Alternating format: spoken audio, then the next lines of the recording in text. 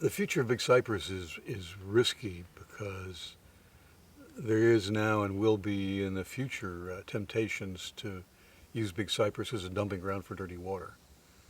I mean, that's the biggest risk. And there are some parts of really precious, for example, panther habitat, that aren't in the National Preserve and aren't in any state park and are being planned for development now. I mean, the most precious panther habitat remaining is now planned for development because it's outside the park boundary. So there are lots of issues here for people who care about either the wildlife or the habitat. But in general, we won't have the same pressures in Big Cypress that the eastern Everglades, the sawgrass glades, does. Because the Big Cypress, as Clyde has mentioned, is not so dependent on a plumbing system to keep its water flowing. The integrity of the water flow in the Big Cypress is for the most part intact. So it's outside pressure to put too much polluted water into the Big Cypress. That's our biggest problem. Well, the future of Big Cypress probably lays in the hand of the people to keep an eye on the northern parts of Big Cypress so that we don't have development, we don't have housing.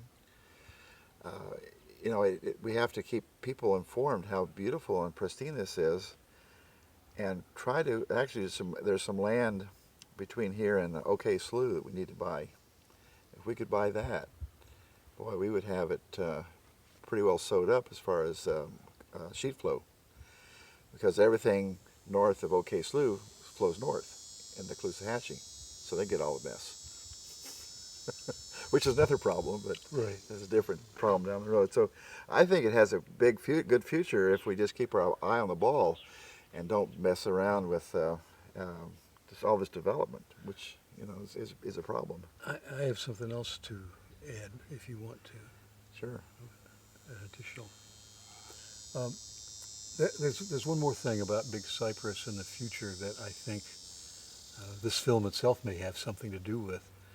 Not many people understand what an enormous, wild, protected place the National Park Service operates in South Florida.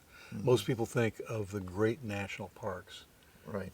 as Yellowstone and Yosemite and Glacier and the Rocky Mountain and the big western parks. And we have almost 3 million acres of contiguous national park land. Mm-hmm. Big Cypress is on its own only about 860,000 acres. But you throw in the Panther Preserve and the Fakahatchee and a few other things, you're up to 1 million acres of astonishingly wild land.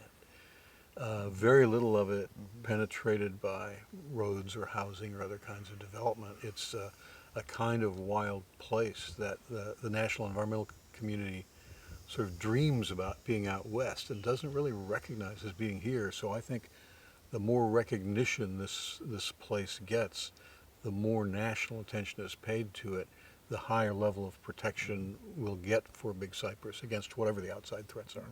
Well, that's one reason that we try to do our swamp walks. To get people from the city in here. And every person that comes to a swamp walk probably tells maybe 20, 50 people how beautiful it was. Really? That's a pretty spot? It's really interesting. Wow, I didn't know that. And I think you have to be connected. You have to. I'm feeling really good right now, sitting in this water. Yeah.